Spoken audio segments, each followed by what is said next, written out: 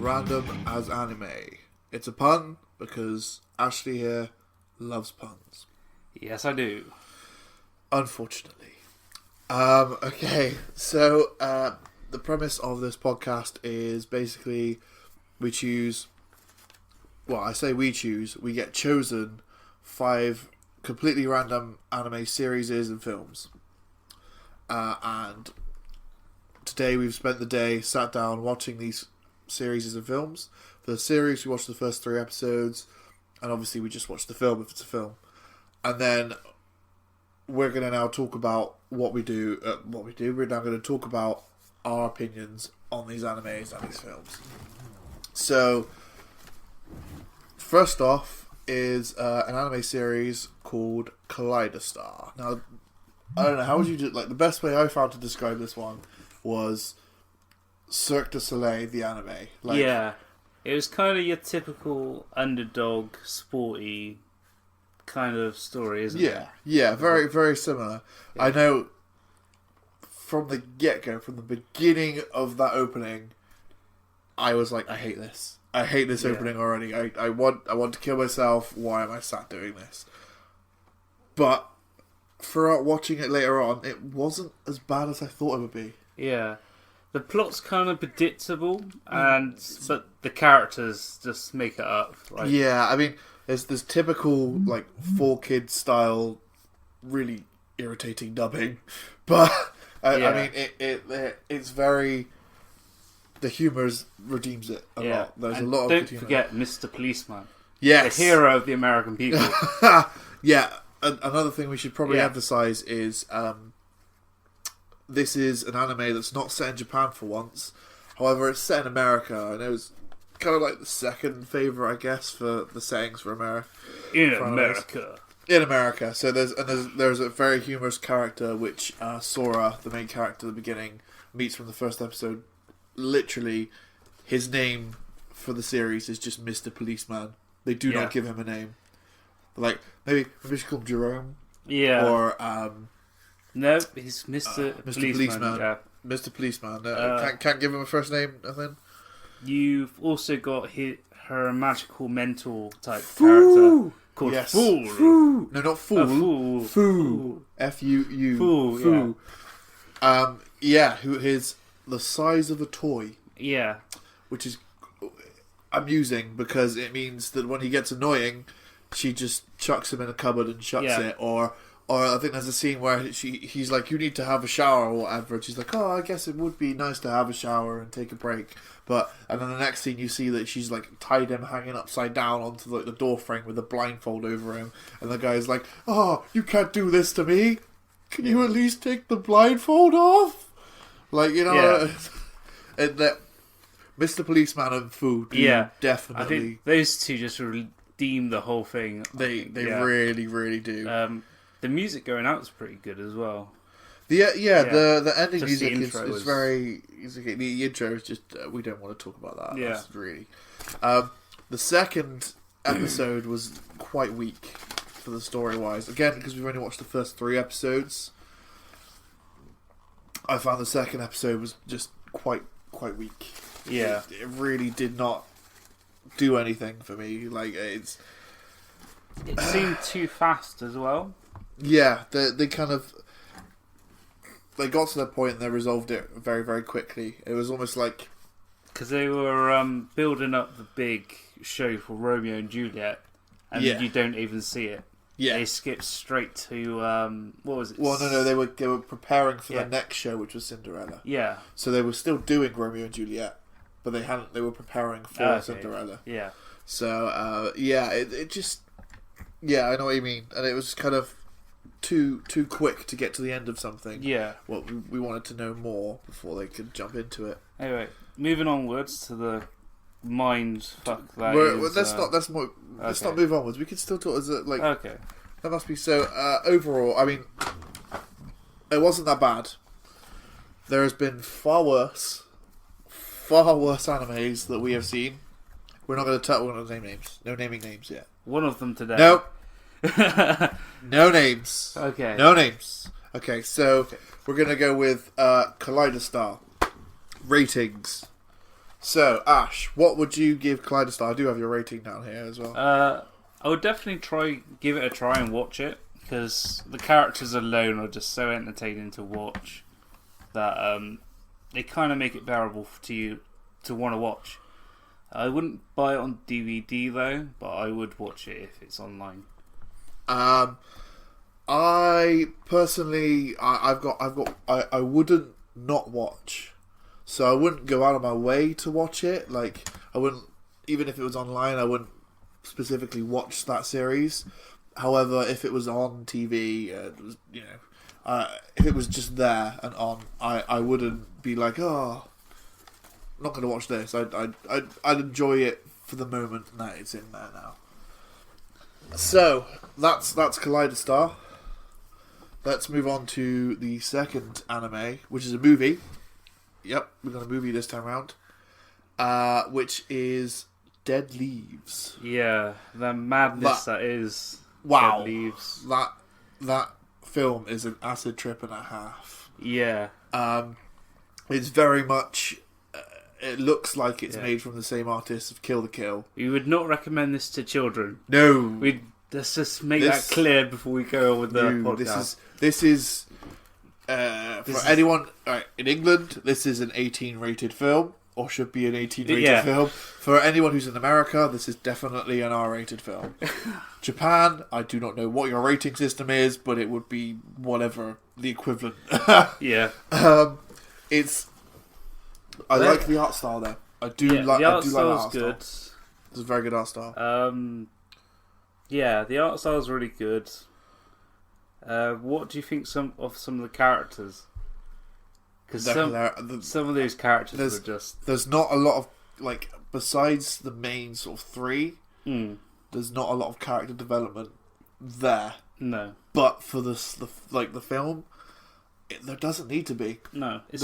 They move quite fluid as well. They do. They really do. And I literally in some people. Oh, we'll come to that in a bit. But I think that it's quite clever because they have lots and lots of characters, but they don't, because there's not a lot of character development. They can get away with having so many characters. They're like, apart from maybe like 5 or 6. The rest of the characters are literally just there for like comedic moments and comic relief, and it works fantastically. I'm just going to say it.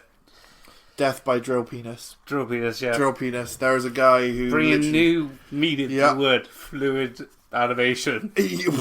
Yes. If you haven't seen this film, I recommend you watch it just for the sake of seeing it. Like, it's an experience. It's more than an entertaining anime. It's an experience. I mean, wow. Just wow. Yeah, we nearly just died laughing. It was just so random. Goodness, yes.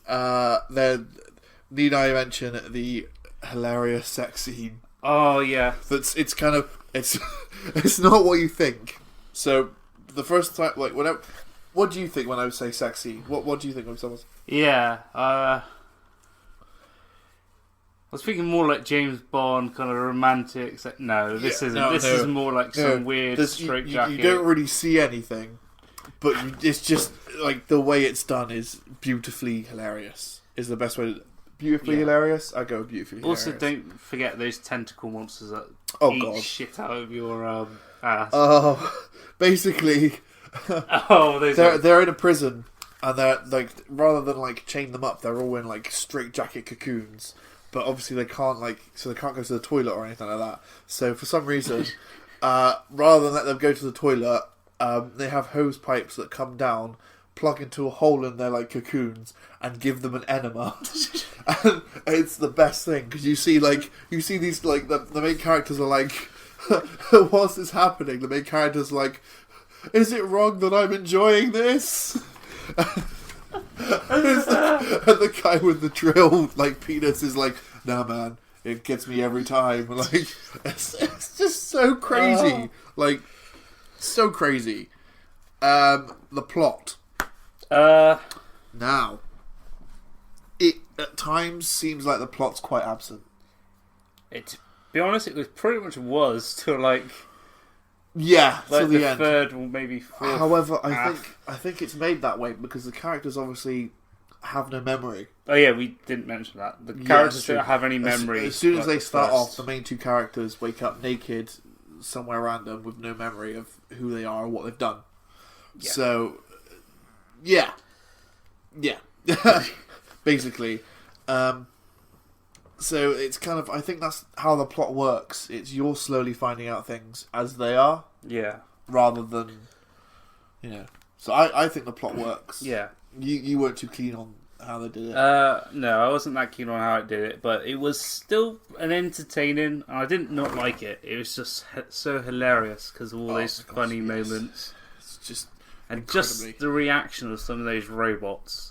Especially that guy with the drill. That was hilarious. Flipping heck, that drill. And some of those deaths were brutal as well. They were. They did not water down any of those deaths. There was a Falcon punch. There was a guy who got split in half by the drill penis. Yeah, the drill penis literally drilled him in half. It exploded at one point, didn't it? Yeah. It shot around the room.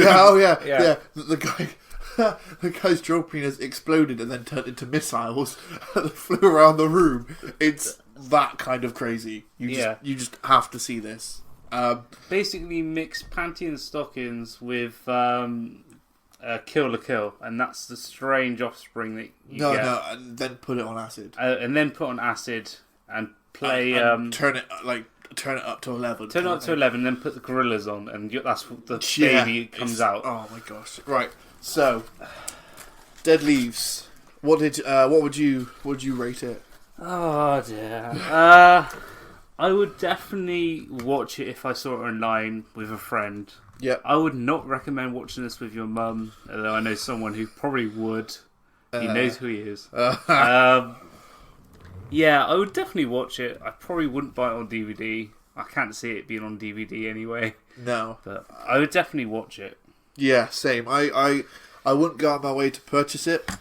However, I would definitely watch it again. Yeah. I thoroughly enjoyed it, but not quite enough to take the extra step. And also to ask the person in the music shop or DVD shop, can I have this anime? Do you have this anime? Yeah.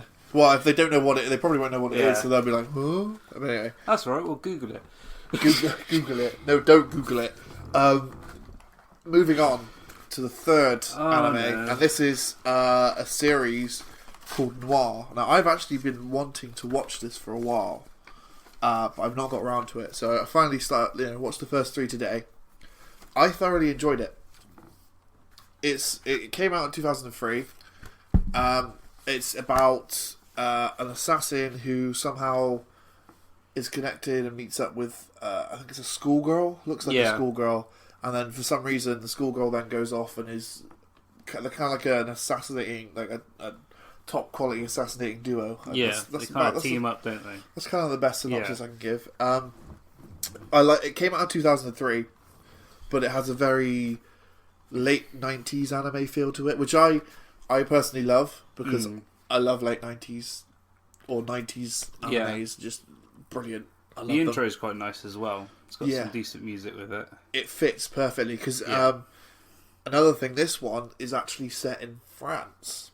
Yeah, that's true. So rather than like set in Japan or set in America, it's set in France. So the title theme is quite I guess was it accordion or it's kind of it has that instrumental. Kind of has that French sounding vibe to it, which is quite clever. I like how it sets things up for you. It was like it almost felt like a detective mystery, doesn't it? Yeah, it is quite clever and witty about how it was. Yes, it definitely was. And a really good soundtrack as well. Just Yeah. the whole anime has a really nice soundtrack. Basically, all the music is great. Yes, definitely. It kind of gave me a bit of a Ghost in the Shell vibe, but I think that's more because it's again it feels like a 90s anime, and it's got Character Noir had that kind of hairstyle as well, like a short kind of cut. Oh no, she wasn't called Noir. Noir was the name of the both of them together. Oh yeah, well I the schoolgirl one had the quite short hair. Yeah, she did. Yeah, no, it's yeah, it was. I don't know what. Yeah. Pipe up, dude. I've been talking all the way through this. I think the only thing I don't really like about it, which kind of puts me off physically going to buy it, would be the dubbing. Because in some points it's really bad. Yeah. It either doesn't sync up with the lips, or they've just forgot to put it in. Yeah, although... Which I know it could potentially be like that on purpose, but it just kind of feels a bit weird. Again, I just kind of put that down to the times. Like, yeah, it's the same. Like you said, 90s anime. Like, there's a boatload of character development, which I love. Yeah, which is brilliant. And there's definitely like in the way they go about their like targets and things like that. It feels very Hitman to me, but like kind of reverse. So it's like they also deal with a lot of their personal development and the process of doing things a lot more. Yes, they do. They take their time doing it. Yes, which is brilliant. So you actually feel for these characters instead of just having them on screen. Yeah, definitely. And the action scenes are just really nice. So cleverly thought out. Yeah, brilliant. Like really clever, especially. Do spoiler alert. Yeah, spoiler alert. If you haven't watched episode 3 of Noir, if you're not into Noir. I suppose it's not too much of a spoiler because it's episode 3, so we're not too far into it that it's too much of a spoiler for someone. Yeah. But there is a scene where they're kind of being hunted, they've been duped, and the young girl was like, "Oh, I want some popcorn." Yeah. So all the lights have been turned off. Yep. So she dropped the popcorn round, and as these guys, all the soldier guys are going around with these guns and the night vision goggles. Well, they're like the high people by their target. All their like heavy gear on. They're stamping on all the popcorn, so the two girls know where the well, the one girl. Oh, the one girl knows where their targets are because she can hear them. So as soon as she hears a popcorn, kind of clever. As soon as she hears a popcorn like be stamped on, she just quickly turns around, whips her gun out, bang. Yeah. Dead. Never underestimate a popcorn. No, never. It's truly the greatest weapon. Says Ash with a big bucket of popcorn next to him. Yep, it's got to be done. So, Noir, what are we going to rate this one then, sir? I'm going to be a bit critical of it. I would buy it if I saw it on DVD. I would buy it. Yep, and I do like it. The only thing I'm sticking to my guns with the dubbing because it's one of my pet hates. But I do generally like it, like the anime. So just because I like the witty mystery of some of it. Yeah. I would definitely buy this on DVD. I'm gonna actively search for this on DVD because I want this anime. I really, really enjoyed it. So that I can't really rate it highly enough. Yeah, it's right up my sort of anime. Like, I'm not into pervy anime. I'm not into like schoolgirl anime. I just like really good like stories and like twists and mysterious animes and things like that. So moving on to the next one, which is a film called In This Corner of the World. Oh dear! Why this? Such a beautiful film. So many feels, man. I've seen it like 3 times now, and each time I still cry at the same 2 bits. This came out in 2017. It's a story by one of the artists from Studio Ghibli. Yeah, it's not a Studio Ghibli film, but it's one of the artists. Therefore, it is very Ghibli. Yeah.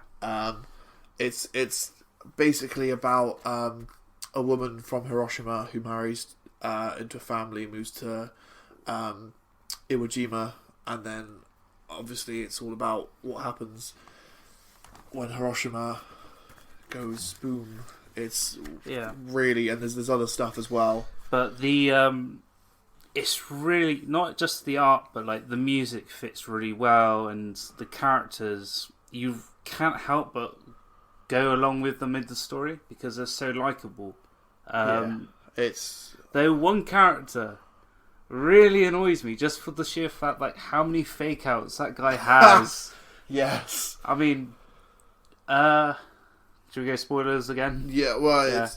Well, kind of a spoiler alert. One of the characters dies, which affects our main character. Oh, wait, spoiler alert. So if we're going by what a friend of ours says, it's spoiler town. There we go. Yeah. So the main character, was it the main character's sister-in-law's daughter? Her sister-in-law's daughter ends up getting her pretty much just blown apart by a bomb. An undetonated bomb. Yeah. But it took her hand as well as the child's life. Yeah. And you actually see how that affects her.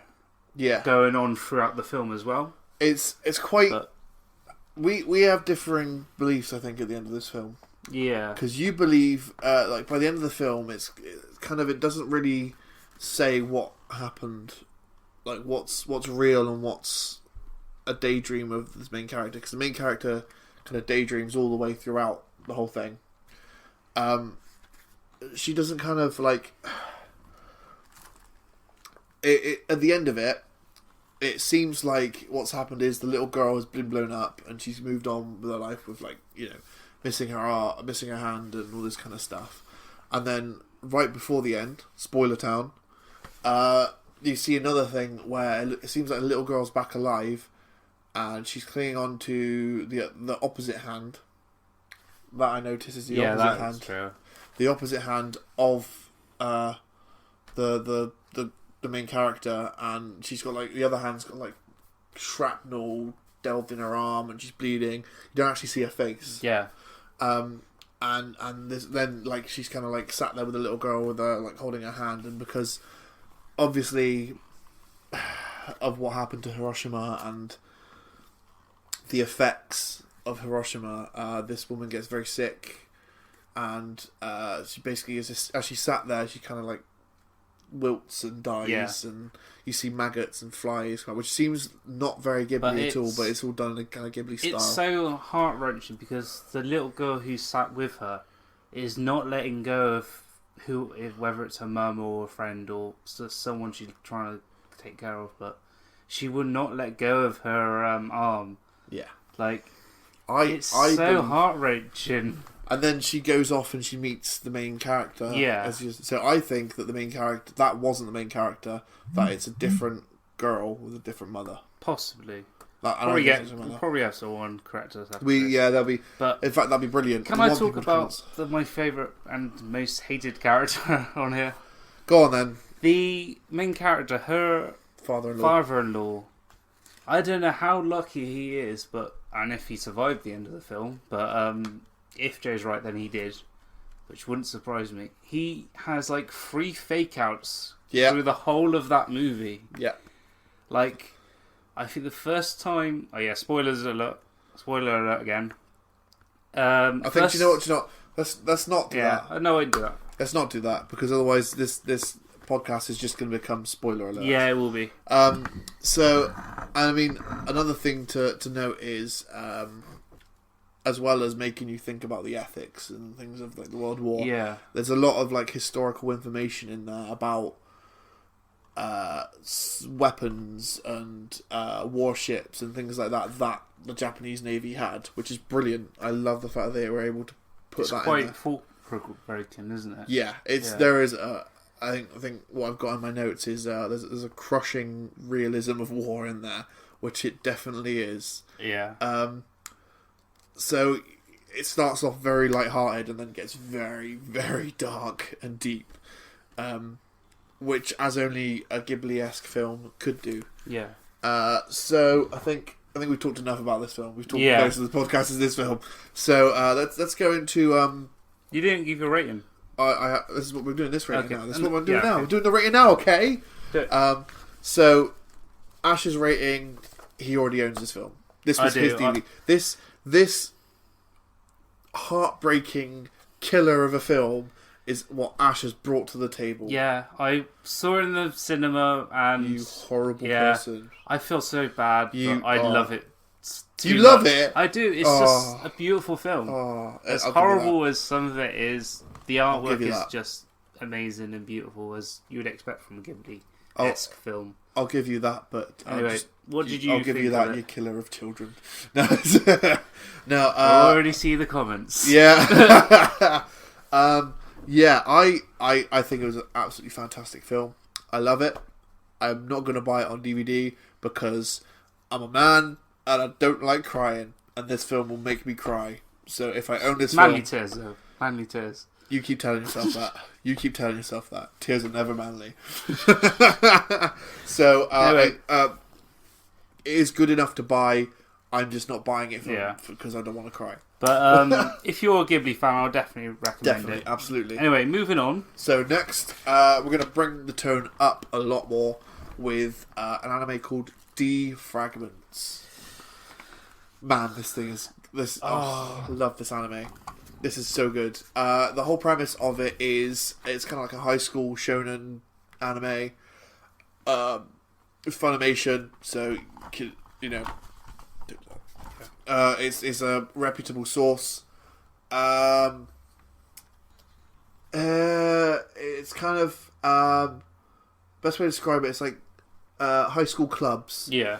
But this particular high school club is a game creation club. Yeah, which is kind of cool, isn't it? It is. It's really. And what I like about it, all the girls that are in the club make it out like they have special magic powers, but they do not. Like you would expect in some animes with like magical girls. Yeah. But no, they don't. No, they do not. A girl who has claims to have lightning powers, and it's a taser. Yeah. The water one just literally has a bottle of water and shoves it down your throat trying to drown you, sort of thing. It's They got my favourite one, which is I think she has 3 powers in it. She has Moe powers. Oh no, yeah, which is like the power of cuteness. Yeah, yeah. She can set things on fire. Yes, she can. And then I think the other one's darkness, which she either puts a bag over your head or she covers all the windows up. And she's bags. Like, it's very,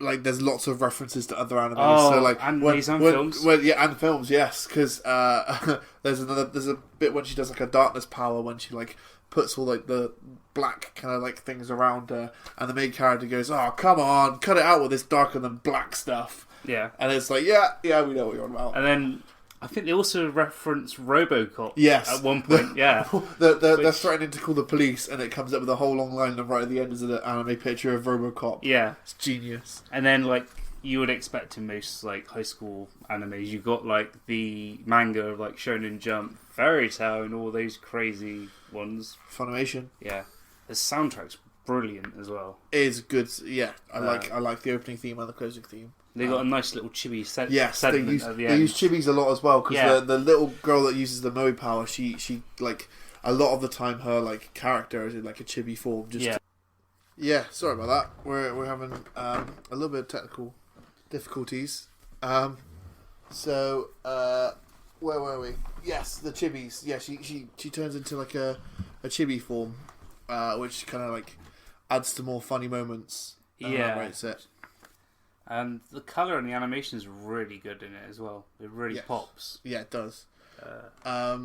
It's reminds me a lot. The feel of this anime is definitely, if you liked an anime called Bento, which is one of my favourite animes, I would definitely check out this anime. And if you're into Assassination Classroom, similar like animation style. There's definitely a vibe of it there. Yeah, definitely. There's also a kind of a funny little clip at which episode was it? 1 or 2? Yeah, the bit with the people that actually made the manga. Oh, I think that was the end of the first one. Yeah. Or sorry, the end of the first or second one. Yeah. Where it just does a little like, this is how the manga was made. Yeah, which is kind of funny. You just got the two guys trying to make ideas, and then all of a sudden they bring up all these manga. Yeah. Just spontaneously. Yeah. Okay, so I think that's enough said on that one. Yeah, that is. So, what would you rate this anime then, Ash? I love it. If it wasn't £100 or £200 To get on DVD, I would buy it. I'm sure we can find somewhere we'll do it for We cheap. will be raiding every music shop till we find it. Music shop, DVD shop, shop, CEX, we're coming for you. CEX. By the way, that's a drop in a hint. Yeah. You know, we want you to advertise. We want advertising. Everywhere. Come on, please give us free stuff. Then Forbidden Planet. No one's safe. Right. Yeah. Yeah. Same. I would absolutely try and get this on DVD. This is. I love this anime. This is Or the so soundtrack. funny. Soundtrack would be awesome. Yeah. But I just want to watch this anime over and over again because it's so much fun. It's really good. We both love it. So moving on. Yes. So that is the end of this one. Next podcast we will be. If you want to, like this, you just want to listen again, we'll do a different one. But if you want to know what we'll be watching, in case you want to watch it beforehand, so you don't get spoilers, we will be watching another 5 animes. And next week, I guess next week. Yeah, next week. Next week's one will be Angel Links, 12-Ounce Mouse, Kiba, Mobile Suit Gundam 00, the second season. Yay! And Blue Seed. So, majority of those, apart from Mobile Suit, I have absolutely no idea what they're going to be like. I'm going to go into a blind. Same here. So, it'll be fun. It'll be fun. But as for that, that's a peace out for me. I'm out of here. Yeah, and same for me. Cool. Until next week. I can't do this anymore.